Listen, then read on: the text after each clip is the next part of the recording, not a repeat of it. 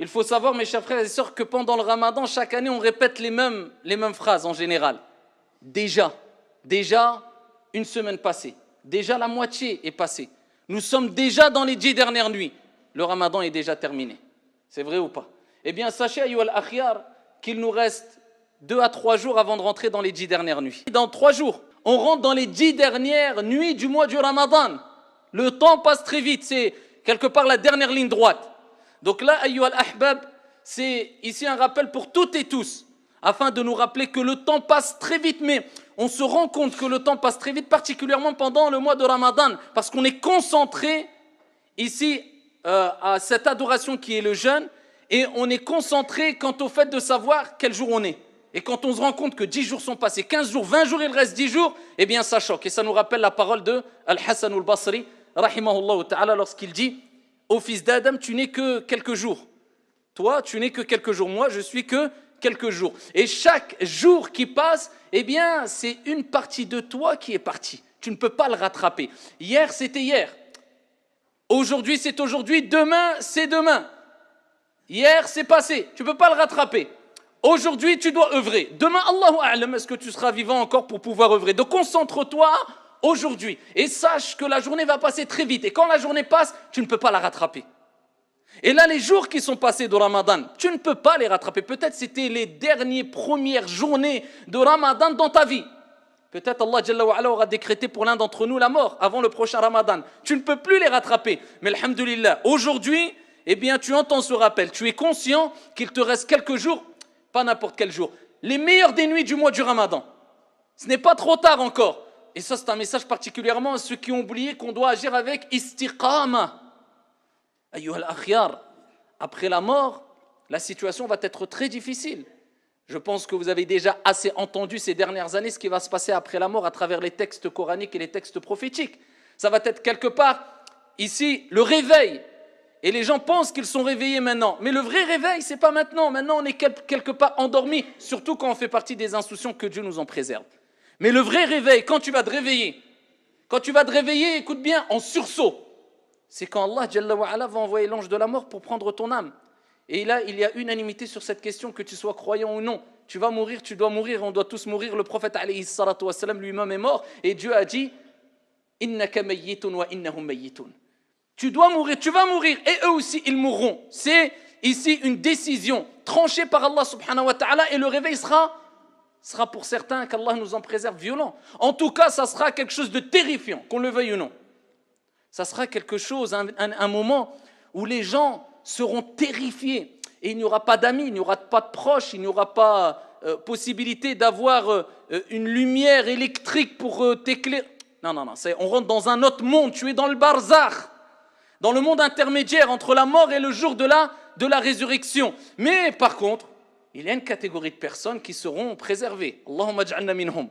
Ce sont celles et ceux qui ont agi avec droiture, constance, régularité. Ce n'est pas ceux qui ont œuvré, qui ont abandonné. Et si aujourd'hui tu as abandonné, ce n'est pas trop tard, tu es encore vivant.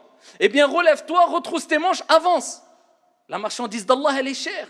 Le paradis est très cher.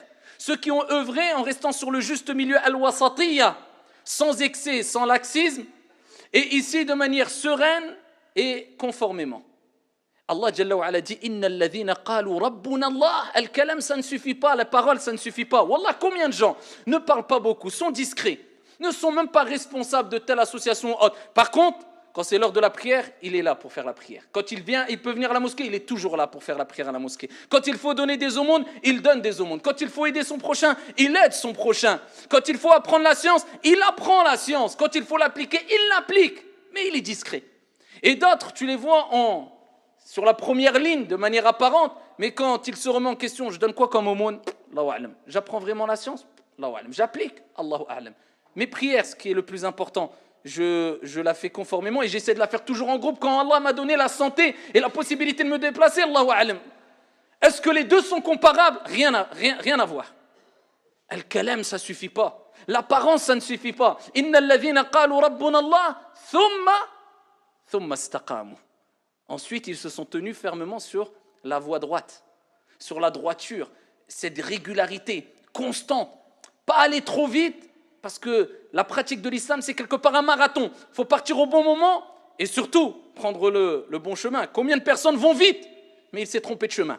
Prendre le bon chemin, rester sur la droiture, al-wasatiyya, et ici d'aller régulièrement, pas trop vite, sinon tu risquerais de t'essouffler. Et on prend juste simplement ce laps de temps du Ramadan. Combien se sont essoufflés? Au début à fond les 4 premiers jours et après, khalas, il n'y a plus de motivation. Après, il remonte un peu la pente les 10 derniers jours.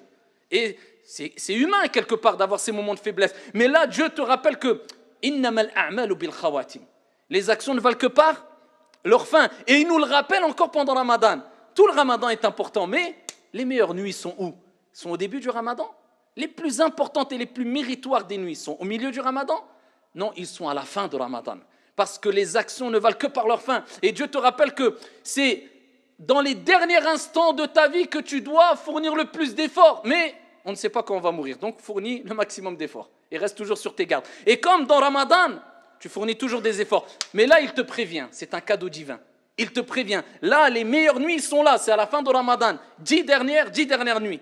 Donc, sois régulier et fais encore plus, afin que tu fasses partie des gens qui sont sur la voie droite et qui restent réguliers et constants.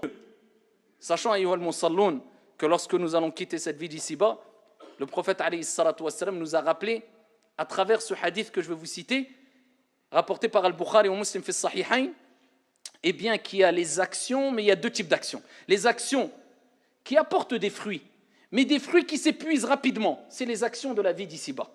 Des moments de plaisir qui sont bien et qui sont bons pour le corps et l'âme aussi, qui sont licites. Des moments de joie, mais, billahi alaykum, dans tout ce qu'on a vécu dans notre vie d'ici-bas, comme plaisir, comme bien. Aujourd'hui, qu'est-ce qui nous reste? Un souvenir? Allez, peut-être des photos pour regarder. Ah, tu te rappelles et tu n'arrives même pas à te rappeler de tout, alors que c'était il y a 2 jours aussi. Que des petites images comme ça. C'est vrai ou pas? Des petits souvenirs. C'est éphémère, les fruits ne restent pas. Mais il y a deuxième type d'action. Le deuxième type d'action, c'est quoi? C'est les œuvres salutaires. Et cela apporte des fruits au moment où tu les fais, dans ta vie d'ici-bas et même après ta mort. C'est pas beau cela? Et voilà pourquoi le prophète alayhi salam dit quand l'être humain meurt, 4 choses le suivent, 3 choses le suivent. 2 reviennent et 1 reste avec lui. Maluhu wa ahluhu wa amaluhu. Les 3 le suivent. Son argent, sa famille et ses actions. Ils viennent avec toi dans ta tombe.